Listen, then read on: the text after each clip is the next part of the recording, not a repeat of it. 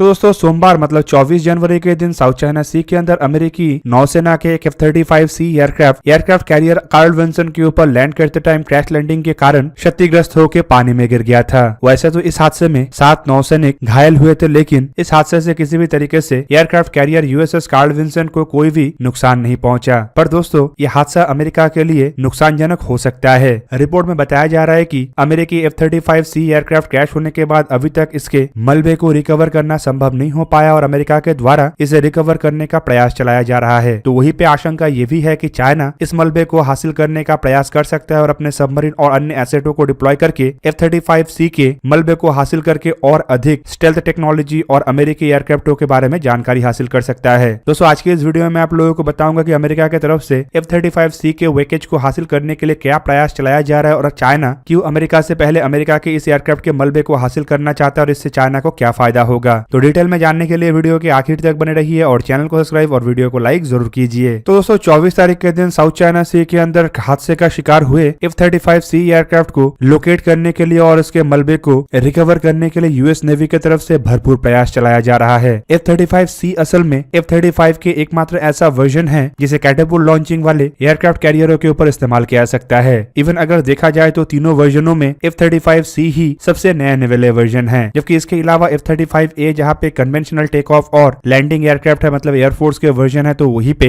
F-35B एक short take off और vertical landing version है, मतलब इसका इस्तेमाल छोटे आकार के एम्फीबियस असॉल्ट शिप के ऊपर भी किया जा सकता है। दोस्तों ये जो F-35C एयरक्राफ्ट है इसे ऑपरेशनल क्लियरेंस साल 2019 में मिला था और 24 जनवरी 2022 में जो हादसा हुआ ये नेवी के F-35C वेरिएंट के सबसे पहला हादसा है। दोस्तों हादसे के जस्ट 2 दिन के बाद मतलब बुधवार के दिन अमेरिकी नेवी की तरफ से हादसे को लेके जानकारी देते हुए ये भी बताया गया कि फिलहाल हादसे के शिकार हुए एयरक्राफ्ट के वेकेज को समुद्र के तल से निकालने के लिए प्रयास चलाया जा रहा है। जबकि इस प्रयास के खबर के ऊपर प्रतिक्रिया देते हुए पूर्व अमेरिकी नौसैनिक कार्ल सूस्टर की तरफ से बयान दिया गया कि ऐसे मलबे को निकालने के ऑपरेशन कम से कम 120 दिन तक चल सकता है। मतलब दोस्तों जहाँ पे ये F-35 एयरक्राफ्टों के हादसा अमेरिका के लिए उतना चिंताजनक नहीं था, वहीं पे इन एयरक्राफ्टों के मलबे को उद्धार करना ही अब अमेरिका के लिए एक बड़ा सरदर्द बना हुआ है। जबकि कार्ल सूस्टर की तरफ से अपने बयान में एक तरीके से वार्निंग देते हुए यह भी बताया गया है कि अमेरिका के द्वारा अगर तेज रफ्तार से इस मलबे को हासिल नहीं किया जाता है तो चाइना की तरफ से भी इस मलबे को हासिल करने का प्रयास चलाया जा सकता है। इवन चाइना अपने टेरिटोरियल क्लेम के तहत इस तरीके के मलबे को अपने कंट्रोल में लेने का भी प्रयास करेगा। दोस्तों आपके जानकारी के लिए बता दूं कि जिस साउथ चाइना सी के अंदर अमेरिकी नेवी के एक्सरसाइज चल रहा था और एक्सरसाइज के दरमियान इस एयरक्राफ्ट का हादसा हुआ, उस साउथ चाइना सी के लगभग 90% के ऊपर चाइना के द्वारा दावा किया जाता है और चाइना एक तरीके से यहाँ पे कब्जा भी करना चाहता है। ऐसे में कार्ल सूस्टर का यह भी कहना है कि चाइना अपने इस क्लेम को और पक्का करने के लिए एक तरीके से इस मलबे के ऊपर भी क्लेम कर सकता है और साथ ही साथ इसे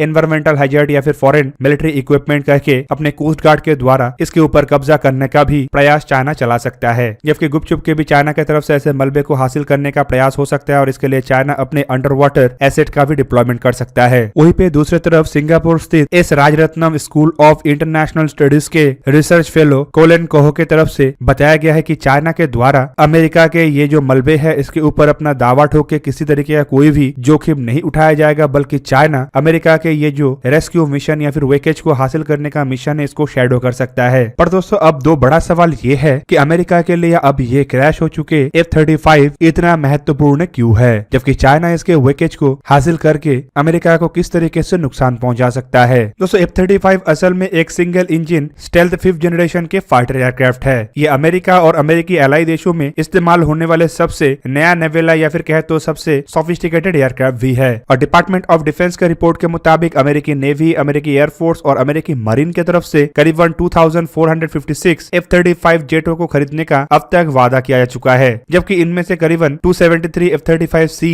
अमेरिकी नेवी के द्वारा और 67 अमेरिकी मरीन्स के द्वारा खरीदने का वादा किया जा चुका है। दूसरी तरफ इंडो पैसिफिक रीजन में भी F-35 एयरक्राफ्ट को एक महत्वपूर्ण एसेट के रूप में देखा जा रहा है, जो इंडो पैसिफिक में अमेरिकी नेवी, मरीन्स के साथ साथ इस क्षेत्र में डिप्लॉय अमेरिकी एयरफोर्स के द्वारा तो इस्तेमाल किया जा ही रहा है, साथ में अमेरिका के एलाई जैसे कि जापान, साउथ कोरिया, सिंगापुर और ऑस्ट्रेलिया जैसे देश भी इंडो पैसिफिक में F-35 एयरक्राफ्टों को बड़े मात्रा में इस्तेमाल कर रहा है। इन एयरक्राफ्टों को चाइना के खिलाफ एक बहुत बड़ा हथियार के रूप में देखा जाता है और इसी वजह से कई बार चाइना इन एयरक्राफ्टों के एक्सपोर्ट को लेकर भी अपोज कर चुका है और चाइना नहीं चाहता है कि उसके आस पड़ोस के देशों में अमेरिका के ये F-35 एयरक्राफ्ट रहे। वैसे अगर देखा जाए तो अमेरिका की तरफ से ये जो F-35 एयरक्राफ्ट है इसे काफी विचार करने के बाद ही एक्सपोर्ट किया जाता है और गिने चुने कुछ ही देशों को अमेरिका के द्वारा अब तक इन एयरक्राफ्टों को एक्सपोर्ट किया गया है और कुछ ही देशों के पास ऐसे एयरक्राफ्टों को खरीदने का अनुमति है, जिनमें अमेरिका के क्लोज तरीन एलाइज शामिल है और कुछ सिक्योरिटी असिस्टेंस वाले देश शामिल है। दोस्तों F-35 एयरक्राफ्ट को अमेरिका के भविष्य के F-16 के रूप में भी देखा जा रहा है, जो खाली अमेरिकी एयरफोर्स और अमेरिका के अन्य बेड़े के द्वारा बड़े मात्रा में इस्तेमाल नहीं किया जाएगा, बल्कि अमेरिका इसे अपने एलाई देशों में भी बड़े मात्रा में एक्सपोर्ट करना चाहता है। और ऐसे में अगर एयरक्राफ्टों के डेटा लीक हो जाता है या फिर एयरक्राफ्टों को लेके कोई अन्य देश इसके कमजोरी को ढूंढने में सफल होता है, तो ये अमेरिका के भविष्य के एयरफोर्स के ताकत और अमेरिकी एलाई के अंदर इन एयरक्राफ्टों के भविष्य को भी काफी प्रभावित करेगा। दोस्तों ये जो F-35 एयरक्राफ्टों का मलबा है, रिपोर्ट के मुताबिक अमेरिका जहां पे ढूंढने का प्रयास कर रहा है, तो वहीं पे चाइना की तरफ से भी इसे ढूंढने का प्रयास चलाया जा रहा होगा। पर अगर अमेरिका के द्वारा चाइना से पहले इसके मलबे को हासिल कर लिया गया तो ये चाइना को उतना नुकसान तो नहीं पहुंचाएगा, लेकिन अगर चाइना अमेरिका से पहले इसे हासिल कर लेता है तो चाइना जहां पे